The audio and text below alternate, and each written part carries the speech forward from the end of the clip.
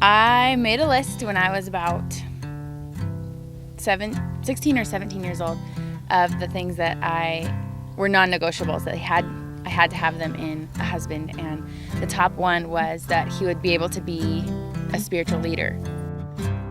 They didn't have you where I come from.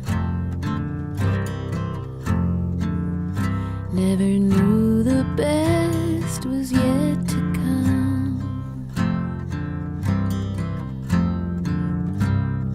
Life began when I saw your face,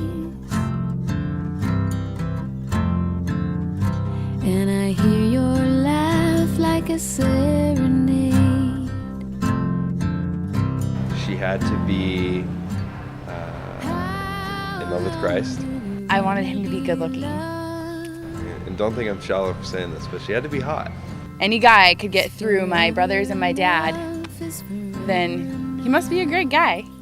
And enjoying the same hobbies is a must. And he had to have a lot of the same interests and be able to have fun, because having fun is really important to me. A nerd like myself would be a good thing. I found that. Just joking. And I always wanted to marry a darker skinned person. I don't know why, but Rana's Pakistani, that's pretty close. And hot. Slip in bed when you're asleep, to hold you close and feel your breath on me. Tomorrow there'll be so much to do, so tonight I'll drift in a dream with you.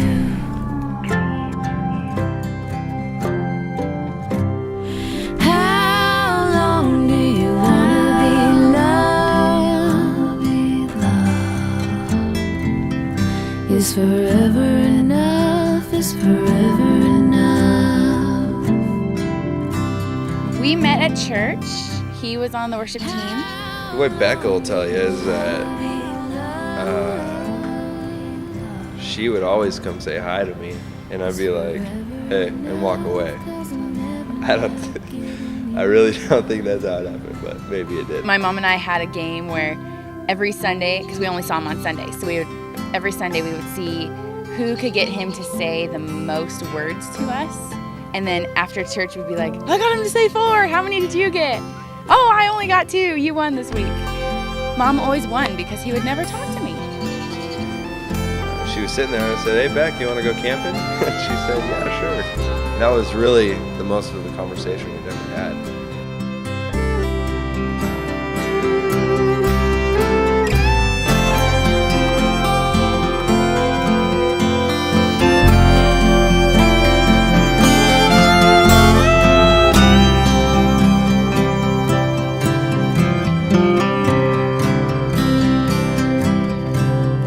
As you wander through this troubled world, in search of all things beautiful.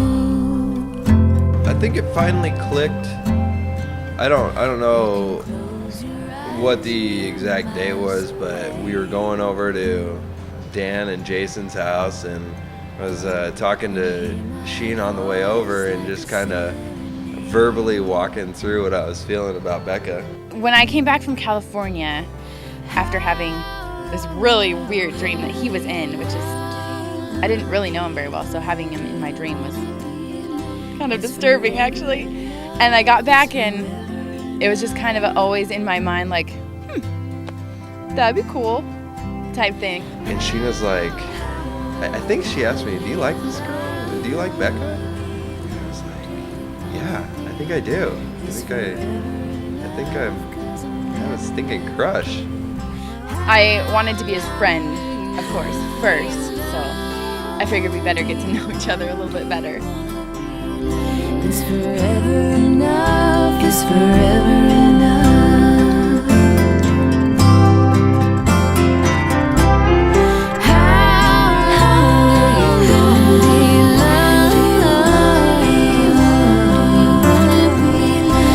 forever enough, 'cause I'm never, never giving you up.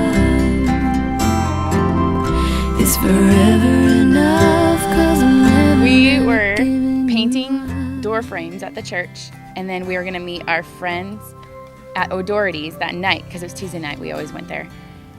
So as we're driving over there, he asked me, he goes, "Becca, do you consider yourself an honest person?" Well, yeah. And he goes, "In everything?" And I was like, "Well, yeah, I try to be honest in everything." And he's like, "Okay, well, I have a question for you." Becca, do you have a crush on me? And it just got quiet. I looked at him and I said, "Why? Why does it matter? Why would you ask me that?" Well, he didn't read the script, and he looks at me and goes, "Oh, I was just curious." Let's just say I had my friend Rana drive me back to my car that night. I didn't really want to have anything to do with Rana. I just thought he was an egotistical Pakistani that I was just done with. So the next few days, she didn't talk to me. She was really mad at me. And I was going through torment, personal anguish. And now we're getting married.